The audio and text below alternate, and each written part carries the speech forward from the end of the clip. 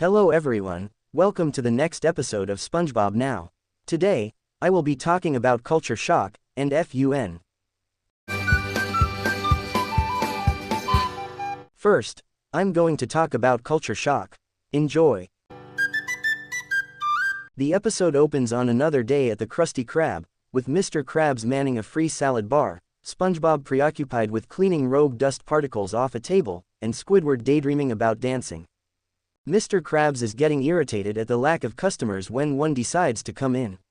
Ecstatic at finally getting a customer, Mr. Krabs orders SpongeBob to cater to the fish's every whim. Unfortunately for them, the fish was only looking to get change for $1 and is driven away by SpongeBob's excessive enthusiasm, though not before leaving a penny behind for SpongeBob. However, Mr. Krabs notices the penny and literally gets the drop on it first. As Mr. Krabs stores the penny away in his vault, he gives his 2 employees the bad news: profits are way down this month, and they need a gimmick to bring in customers. His request for ideas yields a response of apathy from Squidward and increasingly absurd ideas from SpongeBob. After Mr. Krabs points out that he was thinking along the lines of live entertainment, Squidward hits a brainstorm: the first Krusty Krab talent show, which he would host. He nearly blurts out his intent to make himself into a star, but quickly corrects his faux pas by claiming it would bring culture to this cultural wasteland we call Bikini Bottom, and that it would bring in much needed revenue. Squidward draws in Mr. Krabs further by claiming that Pearl could become a star through this. SpongeBob is excited at the chance to show off his talents and runs off to call his parents, while Mr. Krabs gives Squidward approval to organize the show. As preparations are undertaken at the Krusty Krab for the upcoming show, SpongeBob asks Squidward when he is going to go on the show, even demonstrating his act, which consists of blowing a hippopotamus-shaped bubble, then tap dancing along with it. Unfortunately, the talent does not impress Squidward, who claims it is not cultured enough. SpongeBob runs off, vowing to come up with the most cultural performance ever. Later that evening, the Krusty Krab is packed. Among the audience are Patrick and SpongeBob's parents, the latter of whom Mr. Krabs personally introduces himself and nonchalantly admits his miserliness. Backstage, Squidward makes it very clear to everyone else that this is his own chance to reach stardom, but is interrupted by SpongeBob's newest act, inflating himself with water and showing off his spongy characteristics. Squidward once again shoots him down, not wanting SpongeBob to ruin his chances at stardom. SpongeBob tearfully begs Squidward to let him on the show, claiming he will do anything, with the cephalopod assigning him to clean up after the show is done. SpongeBob, not realizing that Squidward has assigned him custodial duties, endeavors on his new act with great enthusiasm. Squidward goes on stage to introduce the audience to the first Krusty Krab talent show, in the process making a joke about how no one else would give the Krabby Patty a home. This greatly amuses Patrick to the point where he randomly interrupts the next parts of Squidward's speech with loud guffawing. Not able to get in a word edgewise, Squidward eventually just introduces Pearl by her name alone and leaves the stage. Pearl is unveiled with a set of cheerleader pom-poms, and Mr. Krabs is ecstatic to see his daughter in the spotlight. Her act is a cheerleading routine about the Krusty Krab, but her size and weight launch the entire audience up into the air with each jump, resulting in everyone eventually lying about in various states of pain. As she leaves the stage, SpongeBob drops in to badger Squidward about his next act, asking which direction he should mop the floor, with the latter trying to ignore him. The next act is poetry by SpongeBob's pet snail, Gary.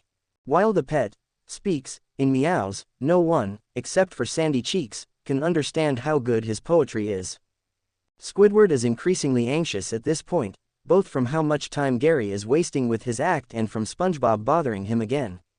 The third act is by Mr. Krabs' business rival Plankton as the Amazing Plankton, with him intending to make a Krabby Patty disappear before the audience's eyes. However, it is just another ploy to steal the Krabby Patty formula, one that Mr. Krabs puts a stop to. Plankton, vowing revenge, attempts to vanish into thin air with a magic spell, but only blows himself up and leaves the restaurant in shame as the crowd boos him.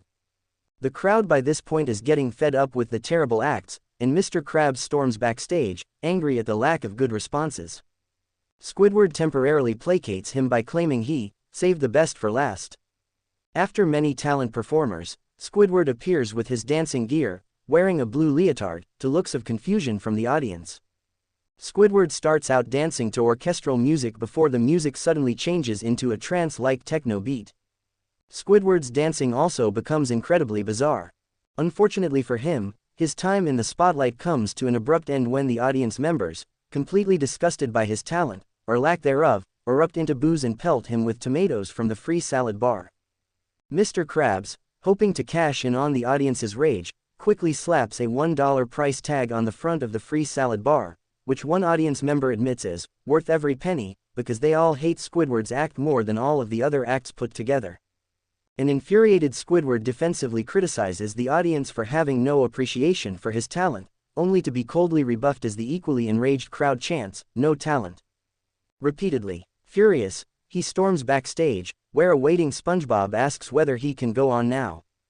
Squidward permits him to do so, as the show is over, much to the Sponge's confusion. SpongeBob gets to work cleaning the stage, only to receive an unexpected surprise. The audience not only interprets the cleaning as an act but appreciates it. Squidward thinks the audience has changed their mind about him and charges in as SpongeBob leaves, only to be met with silence. He storms off again, and SpongeBob continues cleaning to great applause. Squidward charges in and is once again met by silence. However, he begins to realize that SpongeBob seems to be tied to the audience's sudden change in behavior and tries several times to get the audience to cheer for him by doing SpongeBob's act, only to be rejected and have another tomato thrown at him. Squidward is forced to conclude that it is SpongeBob the audience is cheering for and watches from the sidelines. Squidward gets praised by Mr. Krabs for organizing the event, and SpongeBob's parents for making their son a star.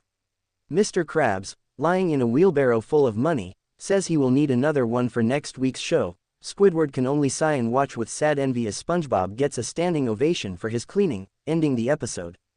Next, I'm going to talk about F.U.N. Enjoy. The episode begins with business as usual at the Krusty Krab, until suddenly, an alarm begins to blare, signaling an attempt by Plankton to steal a Krabby Patty. Plankton, Patty in tow, escapes outside by making a hole in the door with a laser. SpongeBob chases after him, and after a long chase across the cityscape, SpongeBob finally recovers the Krabby Patty and is congratulated by the townsfolk, while Plankton walks home downcast. SpongeBob, feeling sorry for Plankton, decides to befriend him. SpongeBob invites Plankton to go jellyfishing with him. Realizing he can take advantage of SpongeBob, Plankton goes, with encouragement from his computer assistant wife Karen. At Jellyfish Fields, Plankton remains fixated on evil and destruction, while SpongeBob tries to explain fun to him by singing the F.U.N. song. Eventually, Plankton starts singing the song as well. First, he sings his own version with violent lyrics, but eventually, he sings SpongeBob's version and seems to finally be having fun. He seems to forget about stealing the formula and begins to develop a genuine sense of friendship. When Mr. Krabs sees this, he refuses to believe that Plankton has changed, and sets up a trap for them when he goes to the Krusty Krab to meet SpongeBob the next day.